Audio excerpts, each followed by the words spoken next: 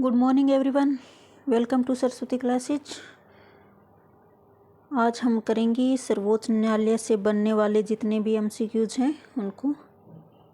तो चलिए स्टार्ट करते हैं। फर्स्ट क्वेश्चन है, भारतीय संविधान के किस भाग में संघीय न्यायपालिका का उल्लेख किया गया है? तो भारतीय संविधान की भाग 5 में, यानी ऑप्शन नंबर डी जो है इसका सही आंसर होगा। भाग 5 में संघीय न्यायपालिका के बारे में उल्लेख किया गया है। क्वेश्चन सेकंड है, भारतीय संविधान की व्याख्या करने का मुख्य अधिकारी निम्न में से कौन होता है? तो संविधान की व्याख्या करने का मुख्य अधिकारी होता है ऑप्शन नंबर डी, सर्वोच्च न्यायालय।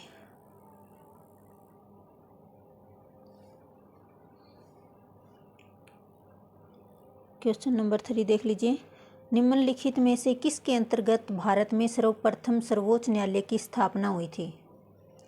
तो वो कौन सा एक्ट था जिसके अंतर्गत सर्वोच्च न्यायालय की स्थापना हुई थी? तो इसका सही आंसर हो जाएगा ऑप्शन नंबर ए, रेगुलेटिंग अधिनियम 1973 के अधीन। और इसके तहत जो सर्वोच्च न्यायालय की स्थापना हुई थी वो हुई थी कलकत्ता में।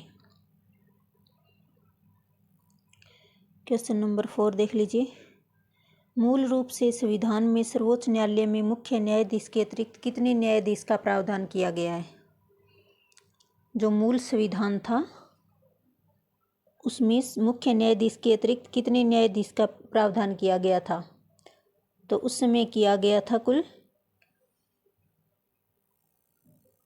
7 न्यायाधीशों का प्रावधान किया गया था। मूल रूप से संविधान में सर्वोच्च न्यायालय में मुख्य न्यायाधीश के अतिरिक्त, यानी एक मुख्य न्यायाधीश और 7 अन्य न्यायाधीश, कुल मिलाकर 8 न्यायाधीश जो थे सर्वोच्च न्यायालय में थे। जिस समय मूल संविधान जो हमारा तैयार हुआ था उस समय 8 न्यायाधीशों का उसमें उल्लेख किया गया था। और अभी कितने हैं? अभी है 33 न्यायाधीश और एक मुख्य न्यायाधीश।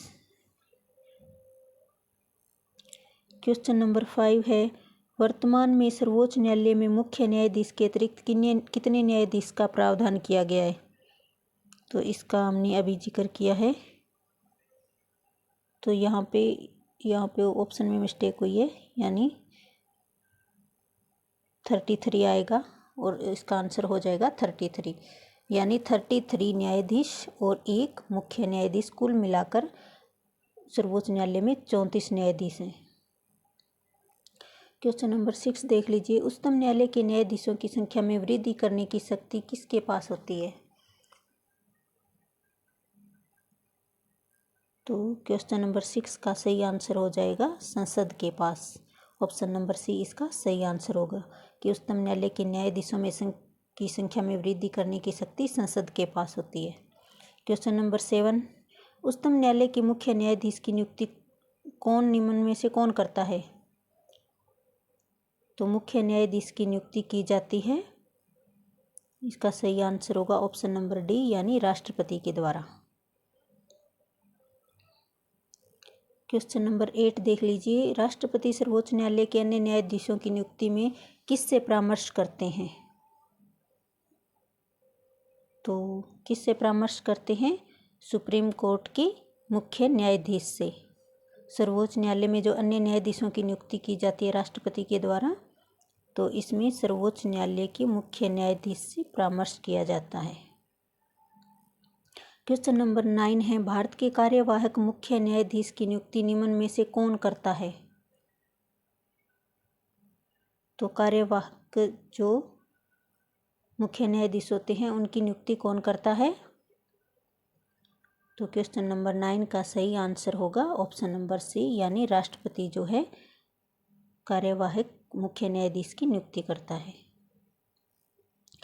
क्वेश्चन नंबर 10 है, सर्वोच्च न्यायालय में तदर्थ न्यायाधीशों की नियुक्ति देश की न्याय प्रणाली से ली गई है। सर्वोच्च न्यायालय में जो तदर्थ न्यायाधीशों की नियुक्ति है वो किस देश की न्याय प्रणाली से प्रेरित है? तो इसका सही आंसर हो जाएगा ऑप्शन नंबर डी, यानी फ्रांस से। क्वेश्चन नंबर 11 है, भारतीय संविधान में तदर्थ न्यायाधीशों की नियुक्ति का प्रावधान है। तो तदर्थ न्यायाधीशों की नियुक्ति का प्रावधान कहाँ पे है? सर्वोच्च न्यायालय में है, उच्च न्यायालय में है, जनपद एवं सत्र न्यायालय में, इसमें भी है। तो इसका सही आंसर हो जाएगा इनमें से सभी में, यानी उपयुक्त सभी में। ऑप्शन नंबर डी इसका सही आंसर होगा। क्वेश्चन नंबर 12 है, सर्वोच्च न्यायालय में तदर्थ न्यायाधीशों की नियुक्ति निम्न में से कौन कर सकता है? तो इसका सही आंसर हो जाएगा ऑप्शन नंबर सी, यानी सर्वोच्च न्यायालय के मुख्य न्यायाधीश जो है राष्ट्रपति के परामर्श से कर सकते हैं। तो ऑप्शन नंबर सी इसका सही आंसर हो जाएगा। क्वेश्चन नंबर 13 है, सर्वोच्च न्यायालय में न्यायाधीश नियुक्त होने के लिए व्यक्ति को कम से कम कितने वर्ष उच्च न्यायालय का एडवोकेट होना अनिवार्य है? तो इसका सही आंसर होगा ऑप्शन नंबर बी, यानी 10 वर्ष। 10 वर्ष के लिए उसे उच्च न्यायालय का एडवोकेट होना अनिवार्य है, तभी वो सर्वोच्च न्यायालय में न्यायाधीश के पद पर नियुक्त हो सकते हैं। क्वेश्चन नंबर 14 है, उच्चतम न्यायालय के मुख्य न्यायाधीश कितने वर्ष की आयु तक अपने पद पर बने रहते हैं? तो उच्चतम न्यायालय की यहाँ बात की जा रही है, तो इसका सही आंसर होगा ऑप्शन नंबर बी, यानी 65 वर्ष। उच्चतम न्यायालय के जो मुख्य न्यायाधीश है अपनी आयु के 65 वर्ष पूरा होने तक अपने पद पर बने रह सकते हैं। क्वेश्चन नंबर 15 है, सर्वोच्च न्यायालय के न्यायाधीशों को उसके पद से केवल किन प्रमाणित आधारों पर हटाया जा सकता है? तो सबसे पहले है कदाचार, ये भी सही है, और असमर्थता ये भी, यानी ऑप्शन नंबर सी उपयुक्त दोनों प्रमाणित आधारों पर सर्वोच्च न्यायालय के न्यायाधीशों को उनके पद से हटाया जा सकता है। तो ऑप्शन नंबर सी इसका सही आंसर हो जाएगा, उपयुक्त दोनों। क्वेश्चन नंबर 16 है, उच्चतम न्यायालय के न्यायाधीशों की सेवानिवृत्ति की आयु कितनी होती है? तो ये तो हमने अभी देखा ही था, कितनी होती है? 65 वर्ष। अगर बात करें उच्च न्यायालय की तो वो होगी 62 वर्ष। क्वेश्चन नंबर 17 है, सर्वोच्च न्यायालय के न्यायाधीश के विरुद्ध महाभियोग का प्रस्ताव पारित हो जाने पर पदच्युति का आदेश कौन जारी कर सकता है? तो ये कौन कर सकता है? राष्ट्रपति। ऑप्शन नंबर बी इसका सही आंसर हो जाएगा। महाभियोग का प्रस्ताव पारित हो जाने पर पदच्युति यानी पद को रिक्त करने का आदेश जो देता है वो कौन देता है? राष्ट्रपति।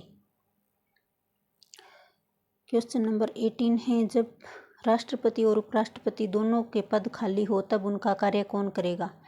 यानी जब राष्ट्रपति का पद खाली होता है तो उसकी जगह कार्य करते हैं उपराष्ट्रपति।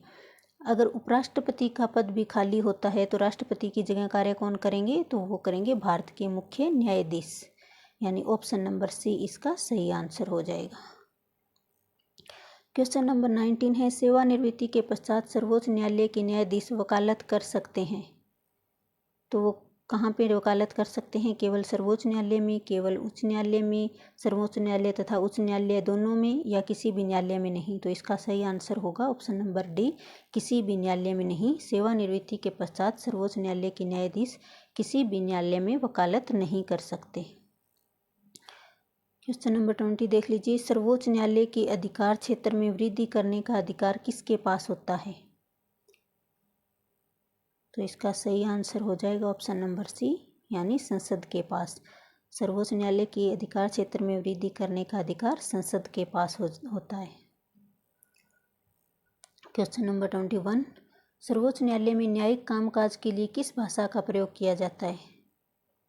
तो न्यायिक कामकाज के लिए प्रयोग किया जाता है अंग्रेजी भाषा का। ऑप्शन नंबर बी इसका सही आंसर होगा। क्वेश्चन नंबर 22 है, सर्वोच्च न्यायालय निम्न में से किस संस्था का निरीक्षण कर सकता है? तो सर्वोच्च न्यायालय अपने जो अधीनस्थ न्यायालय होते हैं उनका निरीक्षण कर सकता है। तो इसका सही आंसर हो जाएगा ऑप्शन नंबर सी, अधीनस्थ न्यायालय। क्वेश्चन नंबर 23, भारत में न्यायपालिका निम्नलिखित में से किस प्रकार की है? तो भारत में किस प्रकार की न्यायपालिका है? वो है स्वतंत्र। ऑप्शन नंबर ए इसका सही आंसर हो जाएगा। 24 देख लीजिए। राष्ट्रपति और उपराष्ट्रपति के निर्वाचन में विवाद मामले को किसको प्रस्तुत किया जा सकता है? यानी राष्ट्रपति और उपराष्ट्रपति के निर्वाचन से संबंधित जो भी मामले होते हैं, वाद विवाद होते हैं, उनको भारत के उच्चतम न्यायालय में ही प्रस्तुत किया जा सकता है। ऑप्शन नंबर सी इसका सही आंसर होगा।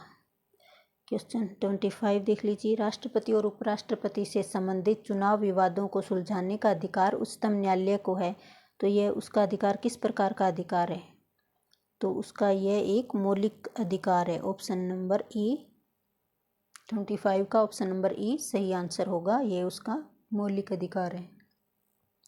26 देख लीजिए। राष्ट्रपति कानूनी मामलों में किससे परामर्श ले सकता है?